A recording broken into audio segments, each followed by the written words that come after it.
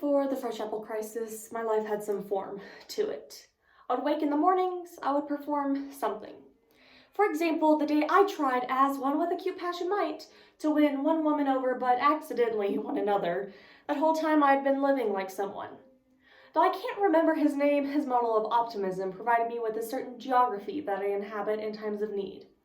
This time, the need was surprising. People tend to have faith that the juice they drink in the morning is the same juice they've always drunk, and that apples take their shape naturally.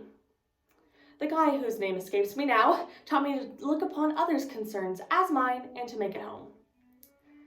I was fond of doing many things at home, but my absolute favorite, drinking juice. When my friends came by, they liked to suddenly show up at my house with all kinds of breads in their hands, thinking they knew exactly what I needed and planning to force it on me. I did tell them I was busy with my juice.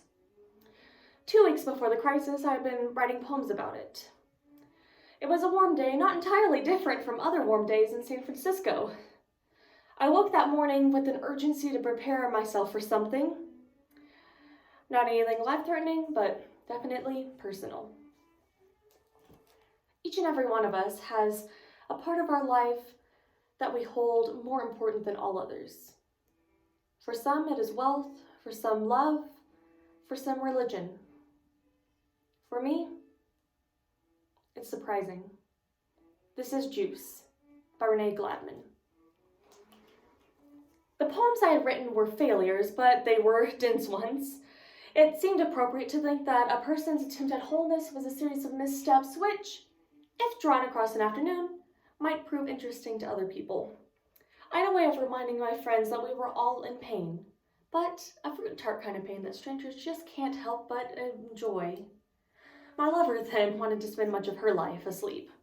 She had no ostensible reaction to the city's sudden depletion of all its fresh apples and absolutely no hope for them. I could not find 4 people who cared. I thought that if I could find those 4 people, we could really do something. A few of my friends pretended that they cared. A few neighbors made bad and failed offers. My mom called to console me. My lover, in actuality, the closest person to being a member of the encumbered group, slept next to me. Sleep became our network, falling in and out. If by morning I could quickly run out and do 7 things that did not involve longing, she would reward me. Before the crisis, the reward would have needed to be only an apple one, but the apples are gone. The evening before, it was 2 days before the crisis, I was thinking that I was not asleep. I had been watching the sunlight take the corner of my room. When I looked again, there was no light, but I had not been asleep. It's the way people react to traumatic events. They say, "I just been there," and they say, "She was just with me." So was the loss of light. I began to trace things by their disappearance alone in my room, my memory, my anticipated darkness going for light. People like to talk about the daytime. People in strange moods often miss the daytime. Before the crisis, it was not often that one would find me in strange moods. I had managed a particular kind of balance, fortified by a certain satisfaction of taste. I was happy. I was in my juice.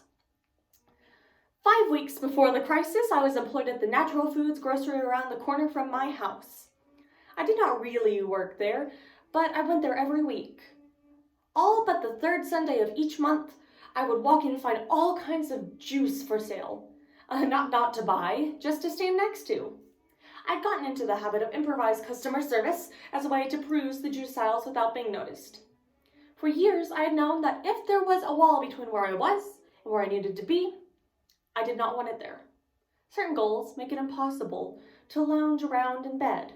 My decision to drink only fresh juice, which costs as much as a small, satisfying breakfast, kept me busy running up cash. I would have to leave most of my friendships behind. As a way of keeping my life wall free, I had to divide my time. The first part of my day, I would spend researching for positions in organic juice factories. The second part, I would spend telling people about the first part. The other parts aren't of substance here. 25 years before the crisis, I had, for the first time, what would eventually become known to me as apple juice. 23 years later, a magazine editor would reject my attempt to recount that experience in litany. When I had that remarkable glass of apple juice, I had no idea that someday I would just not be able to find it. The city gets rid of its apples and people find themselves inventing fruit. The day I decided to write poems about it, it was 12 days before the rumors began and 14 days before the media coverage.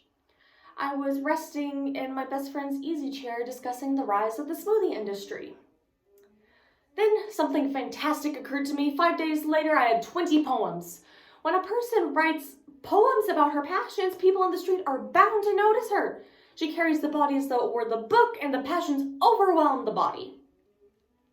Well, in the alley behind the natural foods grocery, I met my second lover for the first time.